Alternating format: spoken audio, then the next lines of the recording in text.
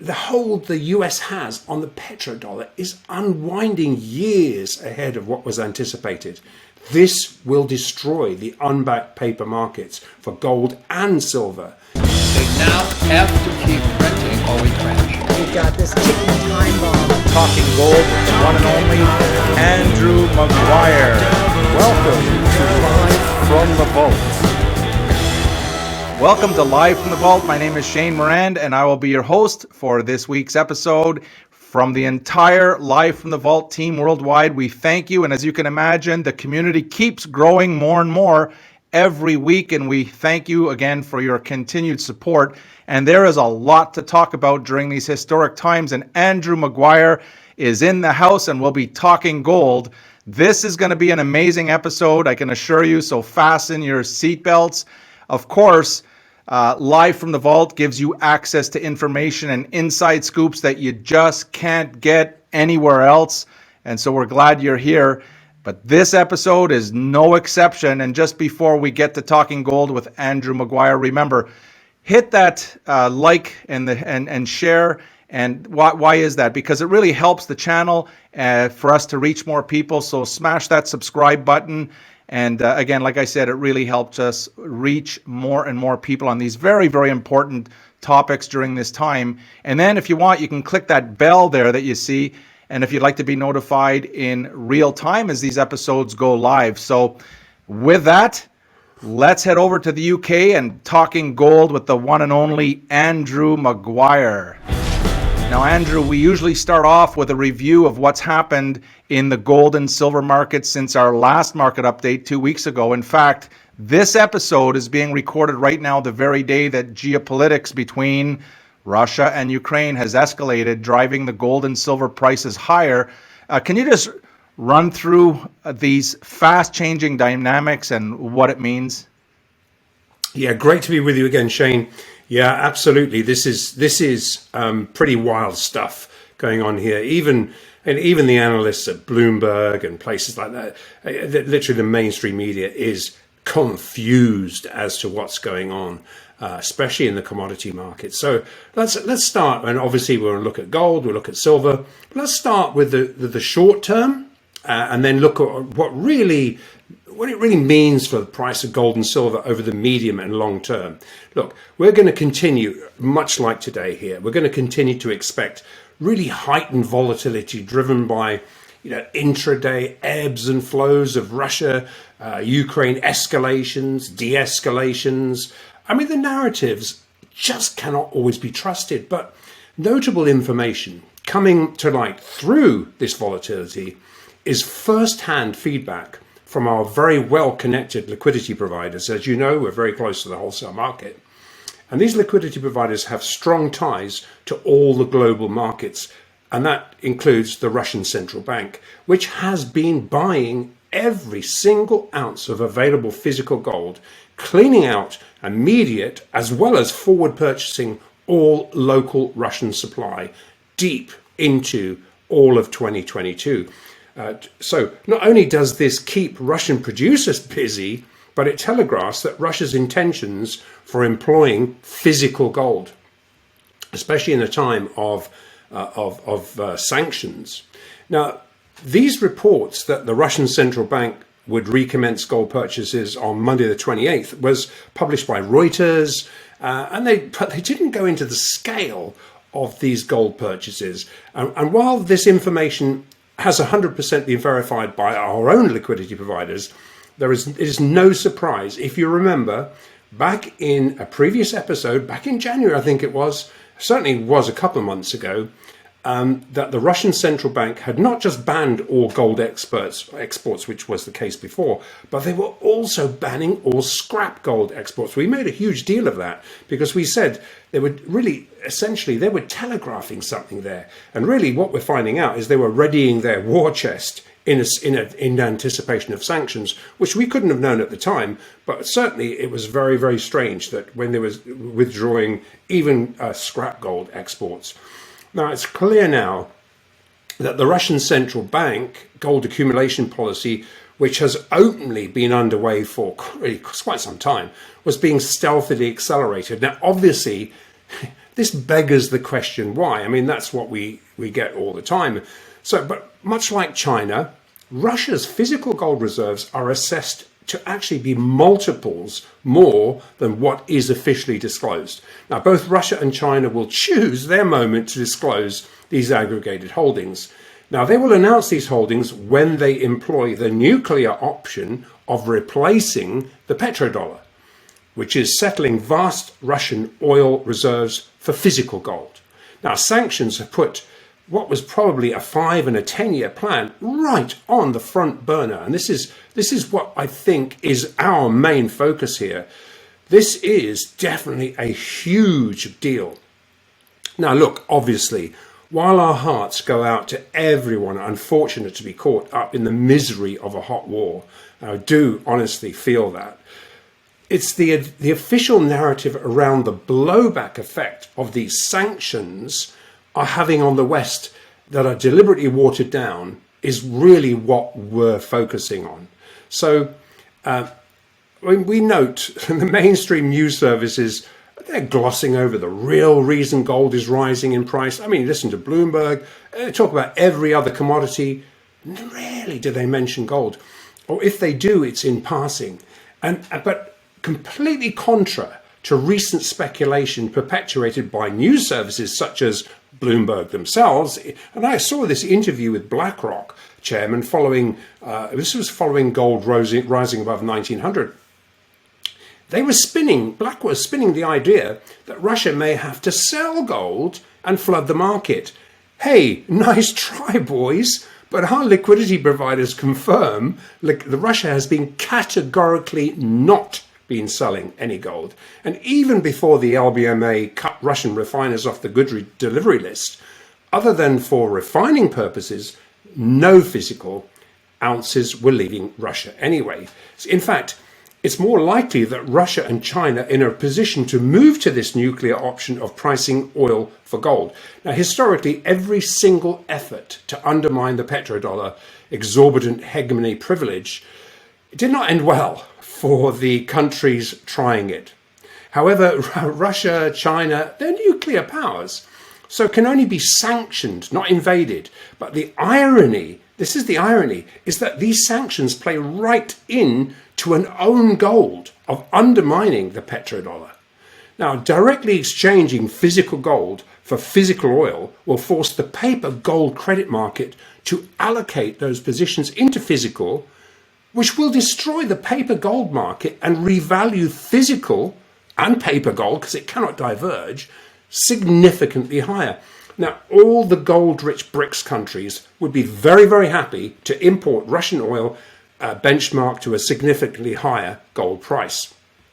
Now, regardless, the current move to back or indeed replace the ruble with a gold-backed currency, it jives with many other reports. Last week, we saw Russia moving towards opening the gold market to its citizens and businesses by removing the VAT element on gold, which really would obviously incentivize the population cash savings to be moved into physical gold. And it's really swapping rubles versus dollars or euros for physical gold in combination with multi-ton fresh central bank Russian purchases will represent billions of dollars of physical gold suddenly removed from global supply. Now, this sudden unfactored supply shortfall, what it does is misprice billions of dollars of precious metal derivative bets, relying on a much larger volume of backwardated forward supply, which is insufficient to square up unbacked paper bets. And this is unfactored. And it's particularly dangerous for these same actors' bets against silver. Now, I can see you perk up there, Shane, and we will look at silver in a second, I promise. But Russia has gone into these anticipated sanctions with, at best estimate, a $650 billion war chest. Now, backed up by very large gold reserves, which they will increase, not just through buying up all local supply, but by bypassing the petrodollar, swapping oil for gold. That is going to bring them more gold. Now, Russia And Russia can stand many, many months of sanctions whilst Western economies move into stagflation and recession. Now, gold is in very strong demand, sufficient to raise the physical price, so somewhere between 2,300 and 2,500 without, and that's Goldman's targets too. I mean, they're just up their targets. I mean, and we all know Goldman's long. And, the oil for gold trade, as it expands, it ultimately raises the gold price by multiples, as what it does is decimate the paper gold trade entirely. Now, when implementing Basel III NSFRs, the BIS fully anticipated gold would have to be revalued, but I don't think at this pace. So, obviously, very short term, we just dealt with short term, we must expect some pullbacks, we're seeing that today. That may offer some fresh entry opportunities for stackers. But medium term, technical damage has been inflicted to the upsides. So really, shorts are spooked. Well, Andrew, one of the reasons I am perked, of course, since the very beginning here is that just before we started recording today, you had mentioned that there's a very bullish scenario for silver. And I know we've got a lot of gold fans and a lot of gold, physical gold accumulators, but we also have a lot of silver fans out there. Maybe you can tell everyone what you're seeing in the markets right now. Yeah, Shane, and I did promise to get back to silver. And look, as far as silver is concerned, and to me, this is a huge focus. Sanctions against Russian banks has suddenly cut off over 1,350 tons of local Russian physical silver supply from the wholesale market. Now, that's a big deal. At the margin,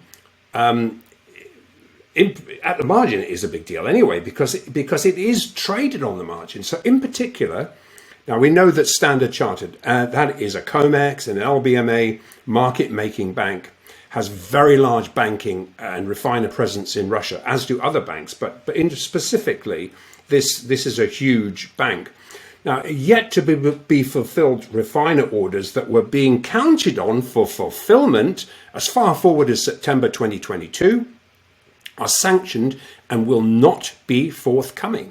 So, I mean, that exposes billions of dollars of unbacked silver credit position against a massive shortfall in physical supply. Now, this seriously impacts all the major market-making COMEX and over-the-counter liquidity providers, with a particular focus on Standard Chartered, who are directly exposed to very large Russian banking and refiner relationships. But this also exposes the Bank of America and Citi, and we've been looking at their SLV unallocated unbacked silver credit position. It exposes that to a potential default. Now, while a large percentage of silver future shorts are over-the-counter long hedged, these unallocated silver credit positions, because that's all they are also undeliverable at anywhere close to current prices. And it's important to understand that. And the recent attention we've been drawing to the unallocated SLV silver credit flywheel, i.e. the ETF that we've been talking about, it's becoming embarrassing. But with blood in the water, if not squared up quickly, the sharks will scent a massive multi-billion-dollar arbitrage opportunity here. And one way or the other, silver is being underpriced.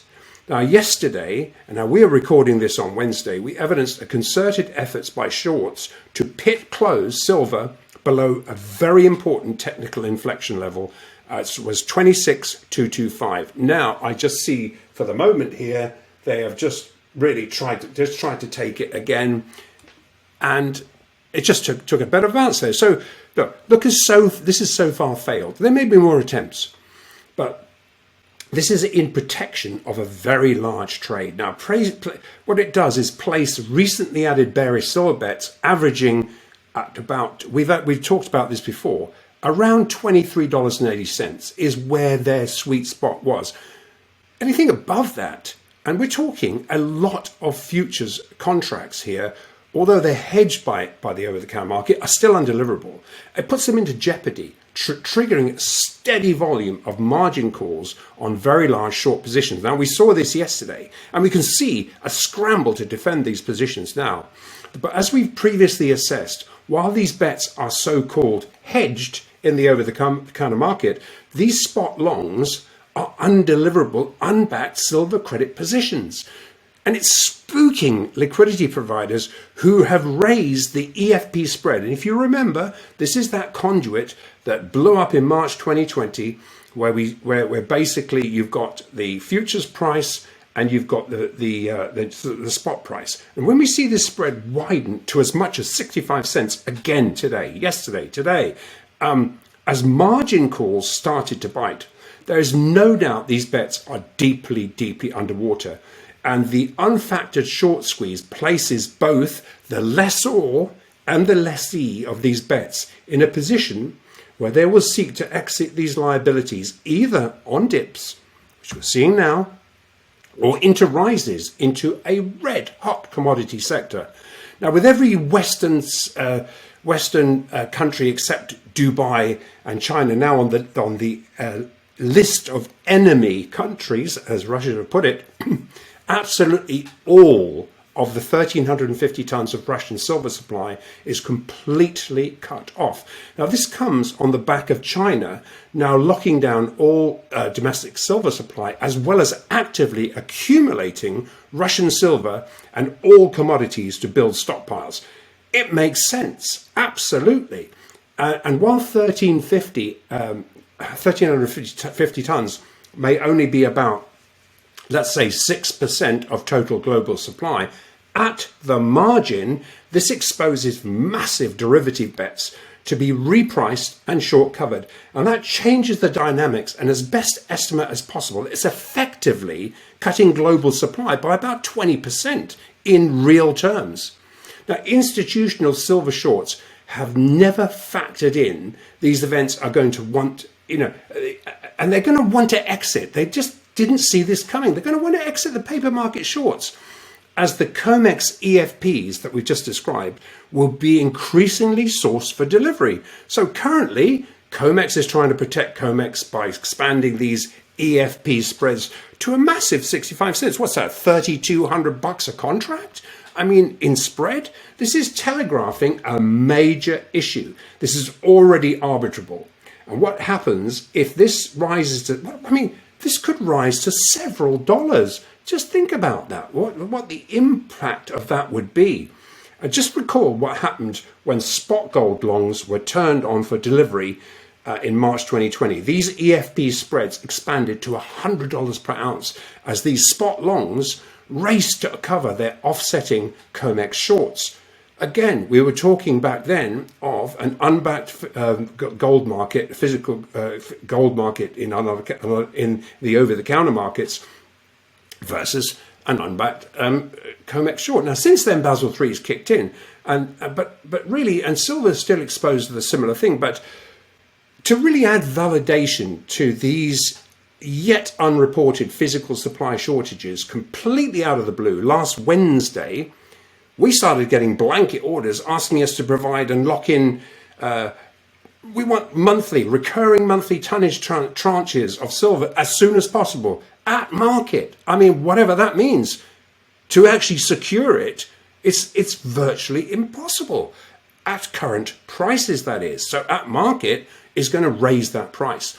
Now, while some sellers appeared into the very early stages of the short squeeze and into attempts like today, where you see some bids being pulled and you see people trying to take some profits on what they think is a contained silver price, these physical sellers that appeared were tiny and were very much scooped up in Asia as soon as they appeared, and will continue to be scooped up in Asia when they appear. Now, similar physical delivery orders are also moving through the entire wholesale network, which has not yet been realized, but will undoubtedly serve to raise the offer price to provide silver to meet this demand into a tight for supply physical market. Notably, this will sidestep the SLV flywheel, which has been the big issue all along. Without that flywheel, silver would be significantly higher. Now, clearly, this completely unfactored supply shortage impacts all the other LBMA market-making banks relying on this 1,350 tons of Russian physical supply that they will not now receive, but they have bet on. market-making LBMA banks had factored in the bulk of this physical supply would be delivered to them, certainly into by the bulk of it by the end of the second quarter 2022. That's only a couple of months away. And footprints indicate these market-making LBMA banks had placed positive carry, unbacked derivative bets against the expected supply, fully expecting to contain that price into this paper squaring event. So if you forward sell in the spot market, you tend to get a positive carry on silver. Albeit small, but in big size, that could be very profitable as long as you contain the price. But if you can't contain the price, you are in a world of pain. Now, without physical supply to square off these spot index silver credit positions, it leaves these bearish bets hanging by a thread. And given current Russia sanctions are likely to remain in place, well, as you'd think, at the very least during this quarter, and very likely beyond by the looks of it, if physical supply demand prices do not start closely reflecting paper prices, they will be arbitraged, severely raising the threat of another March 2020-like EFP blowup in both gold futures and silver futures. Now, do suggest going back to looking at some of the older, back all the way back to March 2020 and April and May. We went through in detail, in granular detail, how this worked. Now, albeit it was rising for a different reason, it was nevertheless a physical supply shortage that caused the March 2020 paper to physical EFP blowup in both gold and silver. And in silver, such a supply shortage at this time would rally silver from a $14 higher stair step, and in gold from about a $500+ higher stair step. Now, we'll look at gold again in a moment, but into an on-fire, broad-based commodity sector, sitting on the paper price of silver is going to end badly for the very large recent derivative bets made against silver, with a break-even price, as we say, of about 23.8.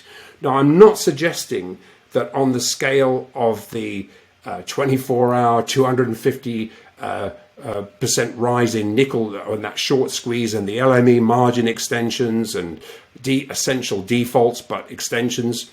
But if in doubt, is the policy for a compliance officer when looking at this kind of market, and when we see Bloomberg coming up and saying we're confused, what do you think a compliance officer is going to do? It's going to say, if in doubt, kick it out. That is generally the policy, and take the hit.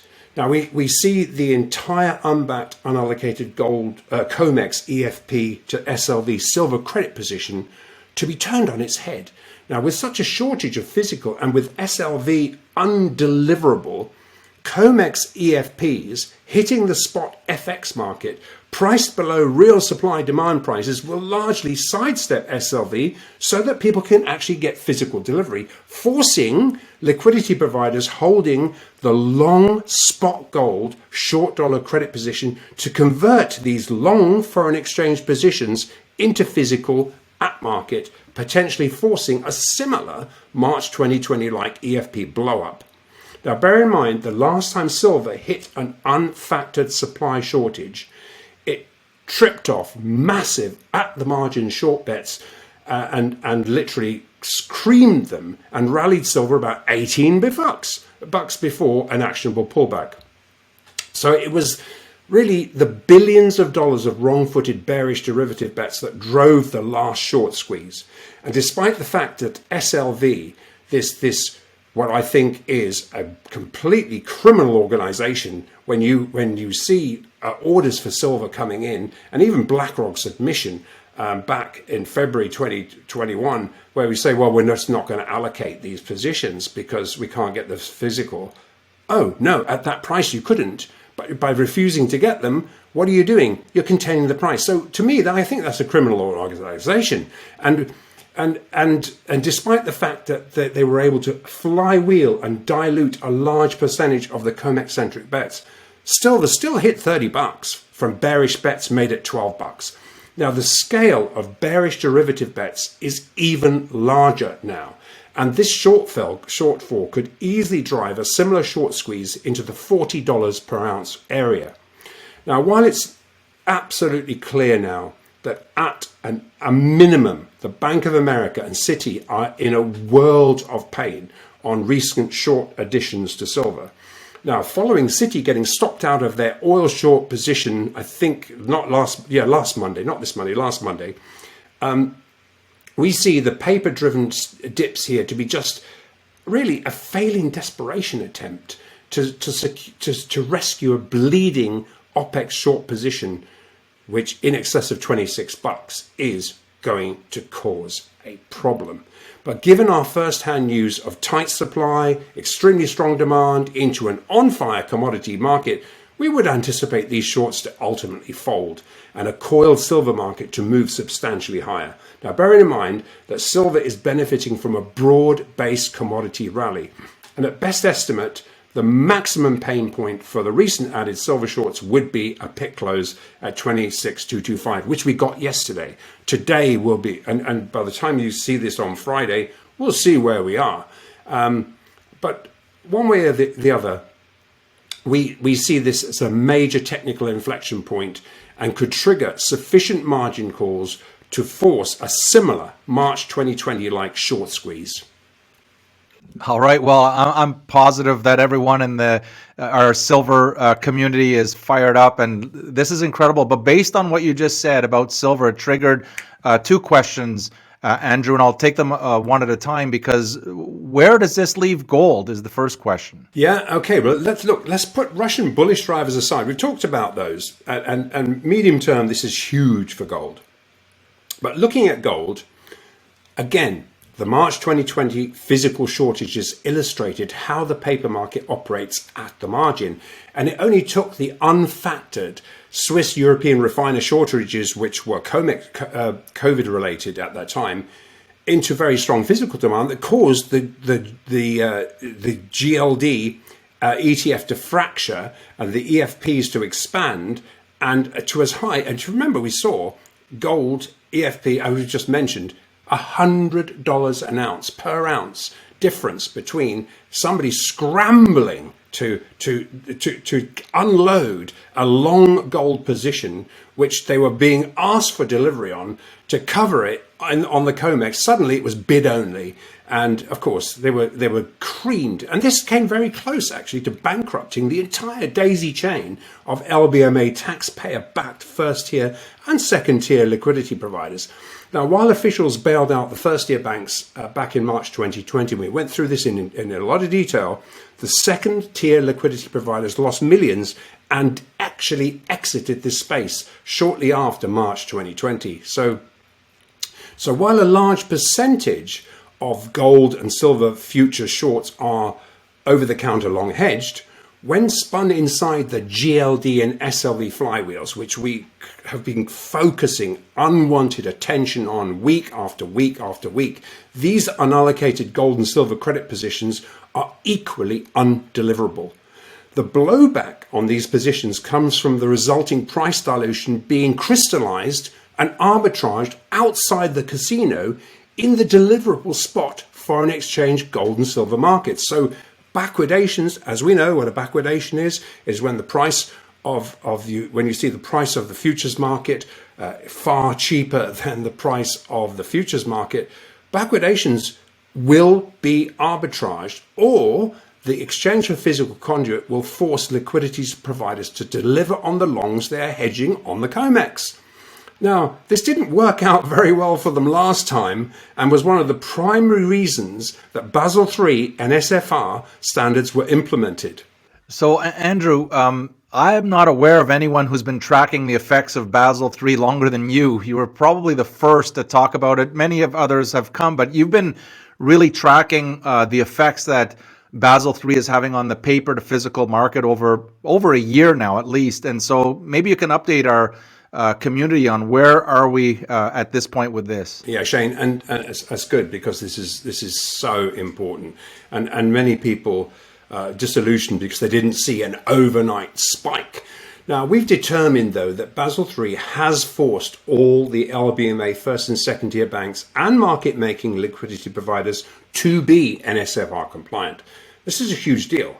This has forced all but the GLD flywheel that we've been drawing all this unwanted attention on. It's all but that is left that can be gained, and really because they are backed. Basically, GLD flywheel is backing over-the-counter contracts with physical. I mean, and these are they're still just gold credit. In other words, they're not actually allocated. And as we've recently gone public on, our liquidity providers confirmations of active sovereign size demand weeks before this Russian sentence. If you remember, we were talking about sovereign buyers turning up, central bank size buyers turning up.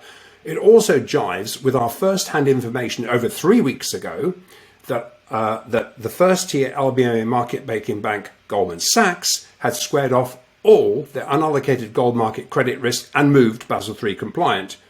There are just no coincidences here. And we still can't confirm the remaining first-tier market-making LBMA banks who are privileged to have these gold accounts at the Bank of England, which of course are directly related to the BIS. We can't confirm they've done the same, and we talked about this last time, and we still don't have information to confirm it. But it's extremely likely that by now they have also become NSFR compliant.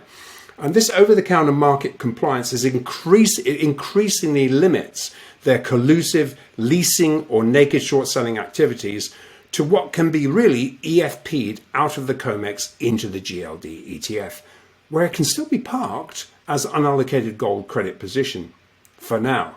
Now, clearly this does not assist in real supply-demand price discovery, and that has been the game so far this year, and I think it's changing.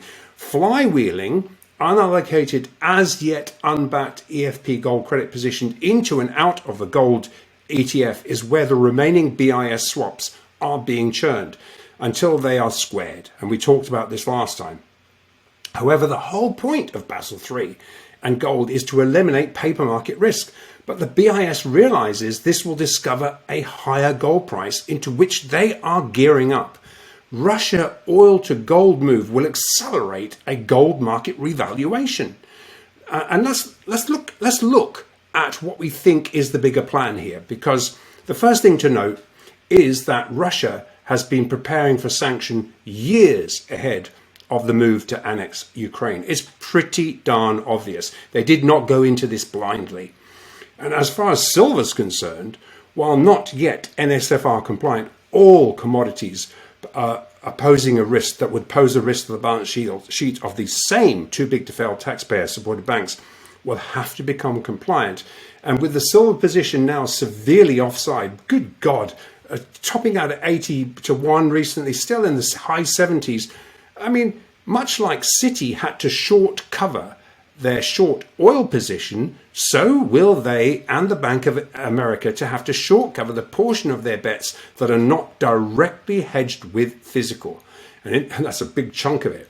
And in the meantime, as we head into next week, escalating geopolitical safe haven drivers will continue to rule the intraday moves in both gold and silver, bolstering safe havens all across the crosses. But, and as we see here, but eco news will take a back seat. And as we evidenced into the non-farm payrolls beat just last week, of course it'll take a back seat into as yet unfactored, very serious global escalations. And this will force the Fed to rethink policy and likely start to provide a sufficient accommodation to avert a free fall in stocks, which is really quite clearly what the focus is right now.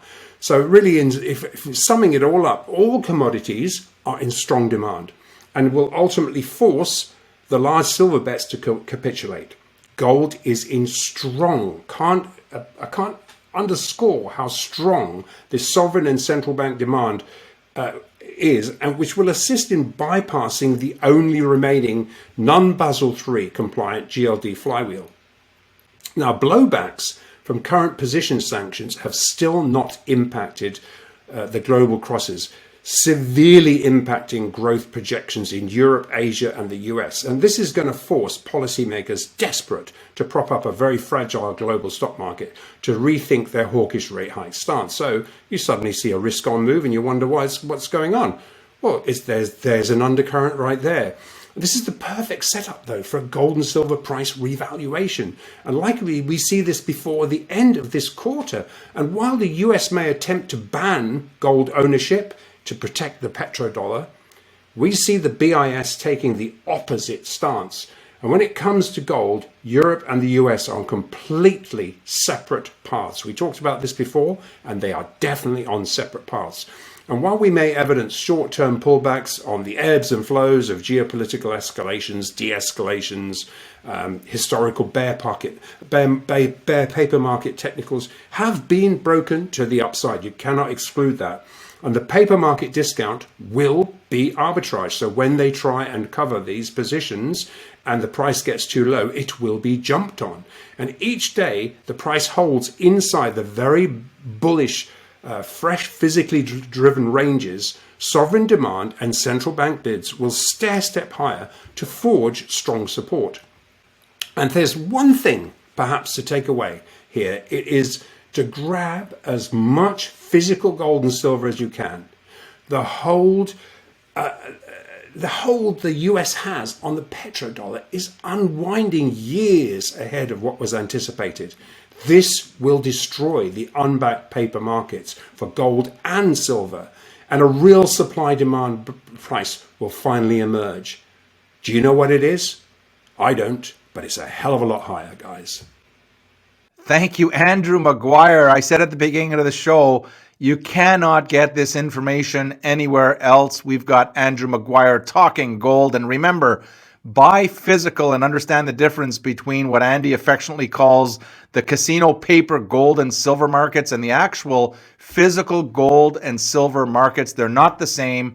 Don't be fooled. And there you have it. That's all we have for you today on another fascinating episode of Live from the Vault.